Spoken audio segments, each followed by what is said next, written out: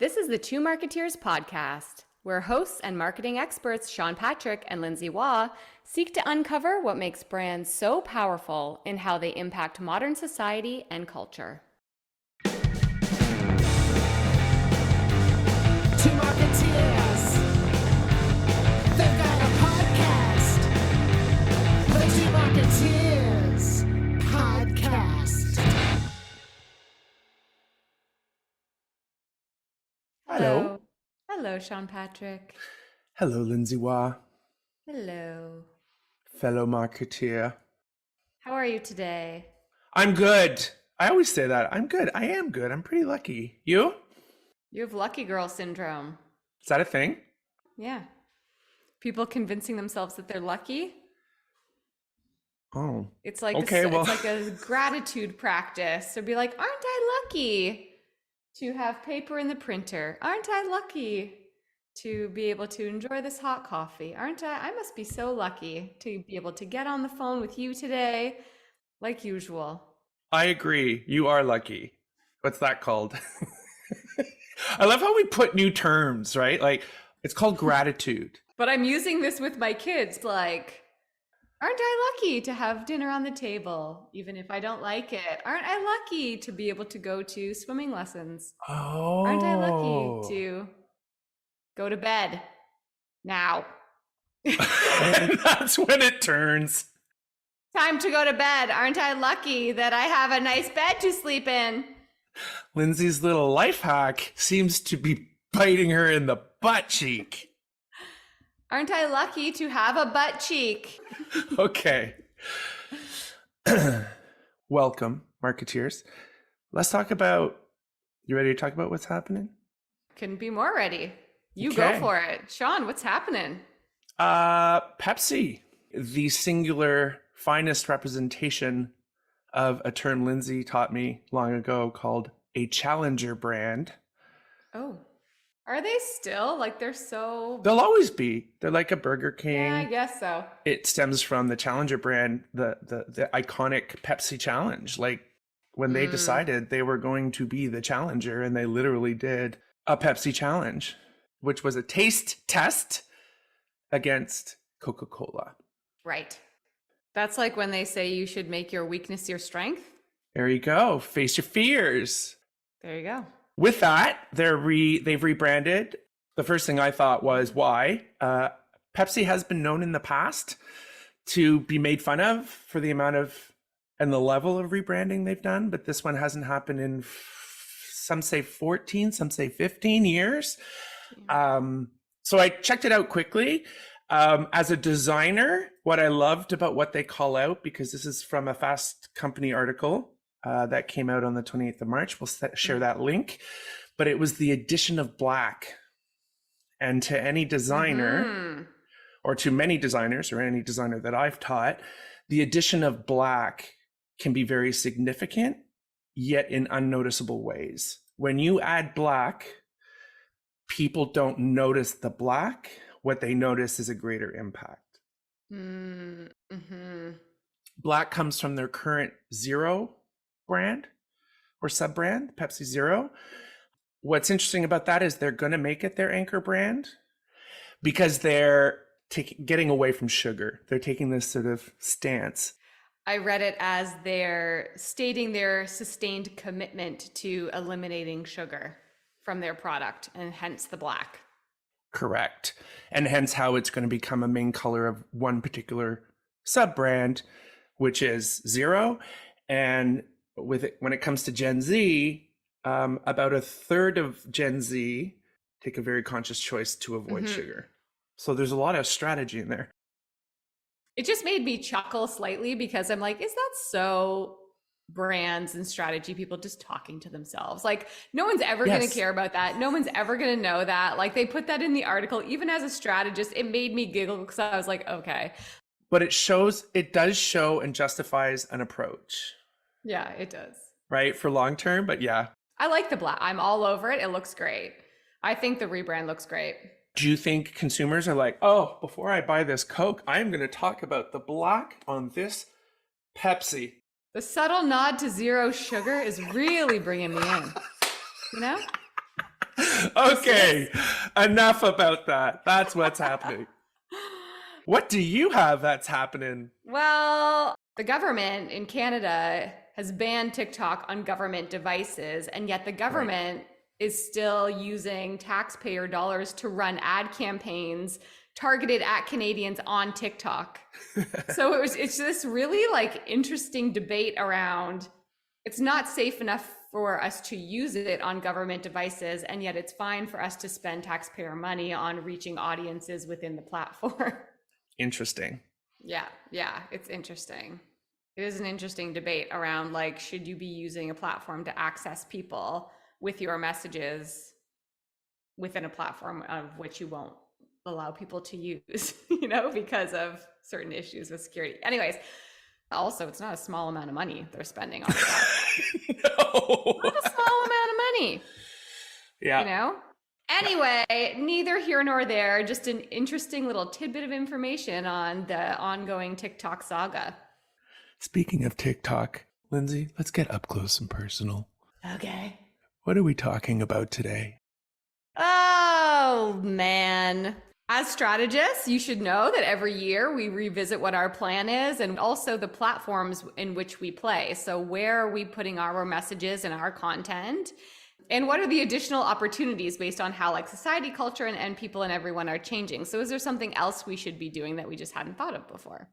Lindsay asked that question a lot. Which question? What should we be doing? Yeah, what could we be doing? These are very fun chats. And it opens a floodgate of these crazy new ideas. Yes. And I find, so podcasting is also very interesting because there's a lack of insight around the medium of podcasts. So Amen. yeah, that's a kind way to say it. So the platforms in which you publish podcasts are very disparate from one another. The analytics in which you collect information about your podcast. So how many views do you have? How many listens? How many viewers? Like all of downloads, all of those things, all of that information is very disconnected. So this year we're like, we're going to do it. We're going to go straight to the hot new source, which is TikTok, and start by trying to create a bit of an entertainment approach with our content in a platform where entertainment is like quick snippets of entertainment are the thing. So Lindsay and I think we're hilarious. So we thought entertainment was key. Second of all was we had made the decision to create videos because of, we started in the studio and all of a sudden the world changes and all of a sudden we're capturing it all on Zoom and all of a sudden, hey, we just have to hit the record button. Oh, and all of a sudden I just have to learn some editing. All of a sudden we have all this great content. But now we have all this video in YouTube friendly format, short clips.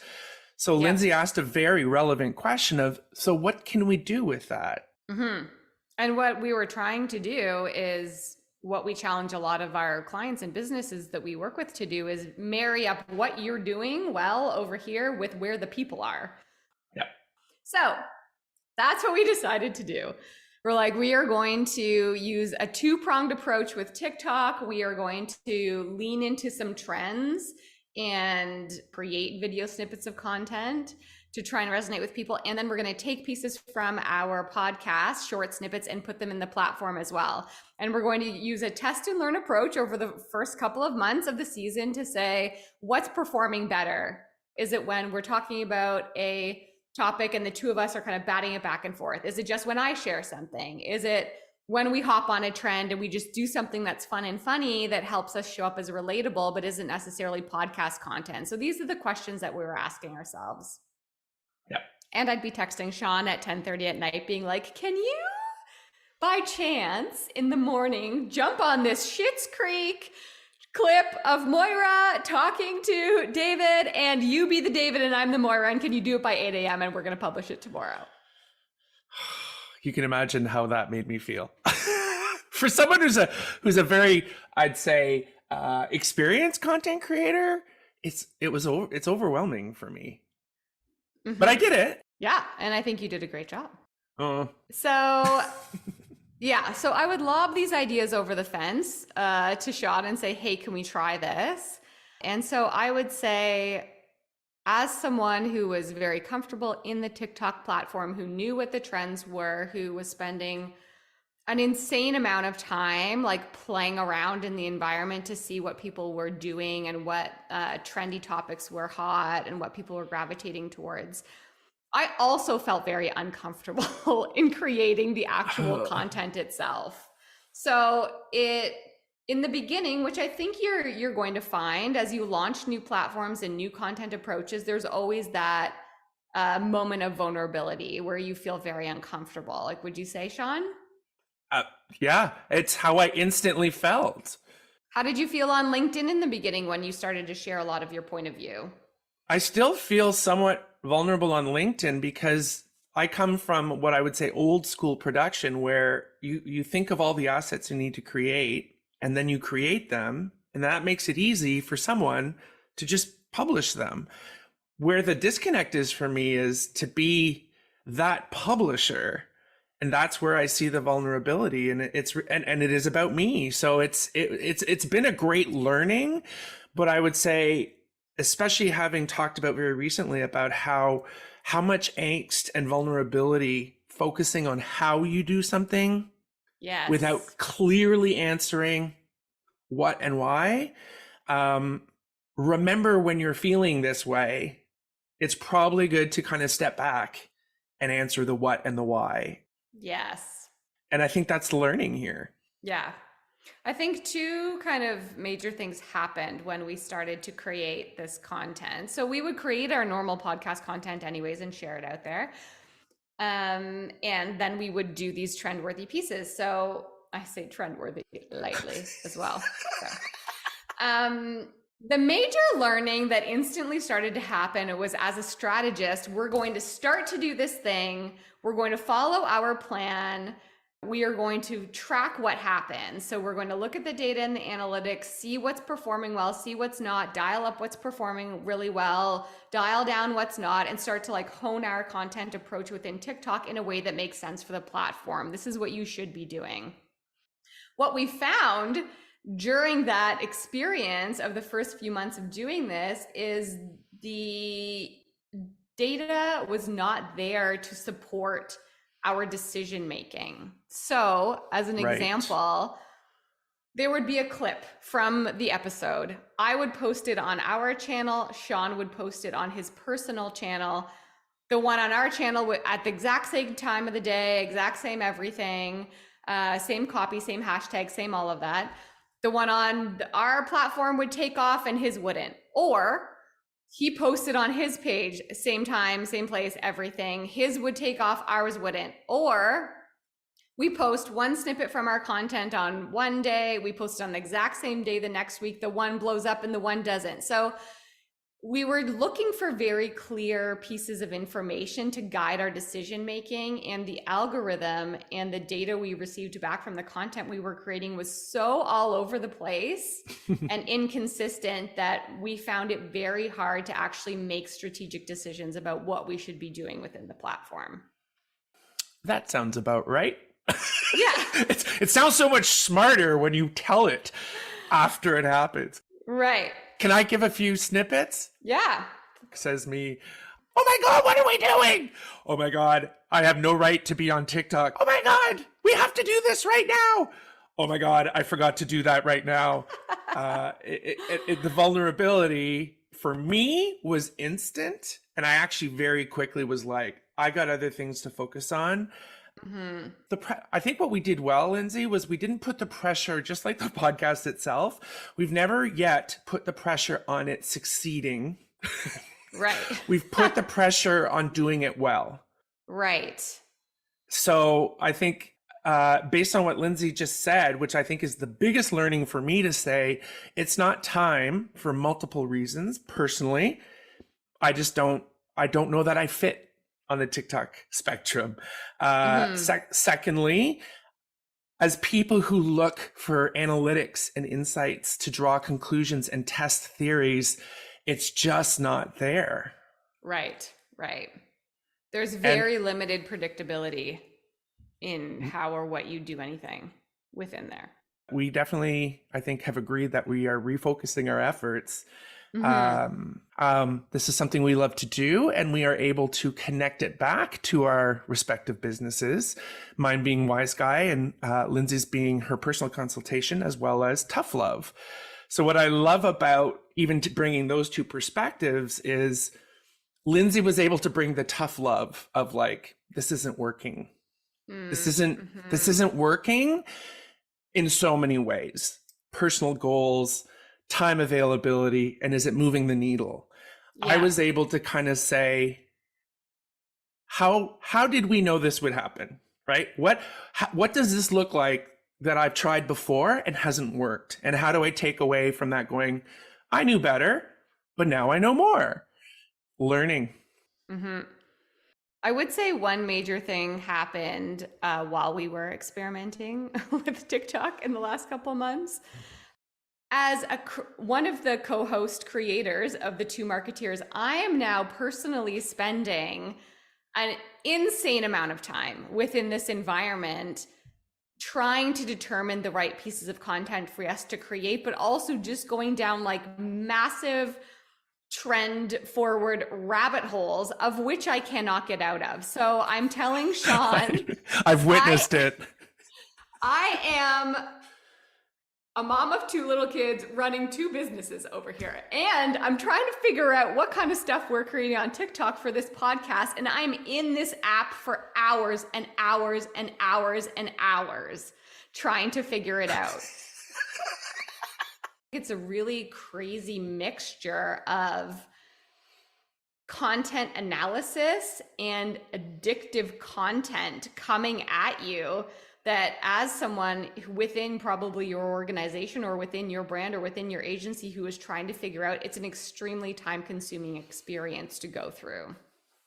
Okay, so you guys watched as she plummeted down and came back up. So it was a real learning curve for us.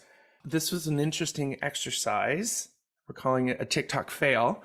But we come out of it with great learning and kind of say, okay, we knew what we did wrong. Even when this is what you do for a living, you're just as susceptible to it as anyone else. Like we got momentarily distracted by a shiny new tool and wanted to explore how we could use it. So there's of course nothing wrong with testing and learning on the new things that are coming out, especially trying to attract your audiences in different ways and keep it fresh. You should definitely be thinking about innovation in that way. We've now gone back and reevaluated. You need to ensure that those new trendy, shiny toys are laddering back up to your business goals. So yes, our business goals were, of course, we're trying to grow our viewership and get in front of different people. But I don't think that TikTok was necessarily the best way for us to be achieving the business goals that we've set out for ourselves. I think it's important also to sort of show how that ladders down to personal. Like it's about, for Lindsay, learning was it's consuming too much of my time to be productive in what I hoped to get for it.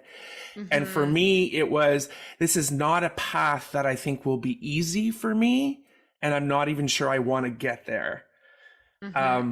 So those are the sort of self-learnings, but as you set business goals, even if they're right, do you and recognize that, hey, Lindsay and I joke all the time. If we had an entire team supporting us, absolutely, the how would be very different. But the how, like Lindsay said last week, to quote, just because you decide on the how doesn't mean you have to do it. Yes.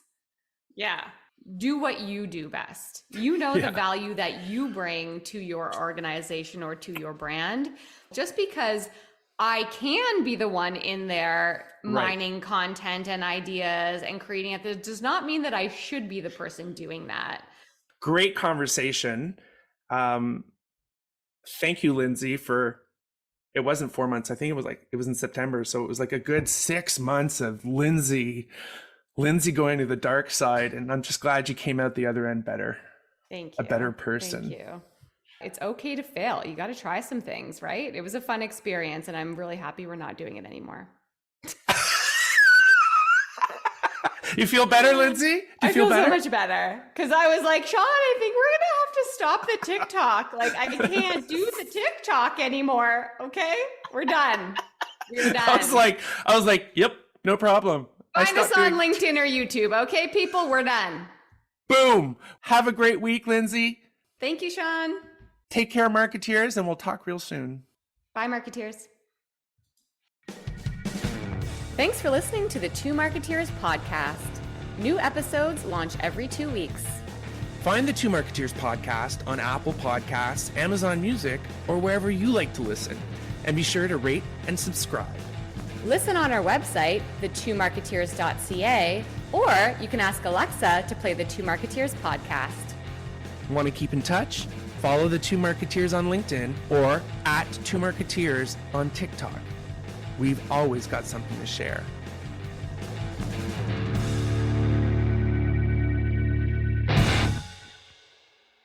This podcast is over.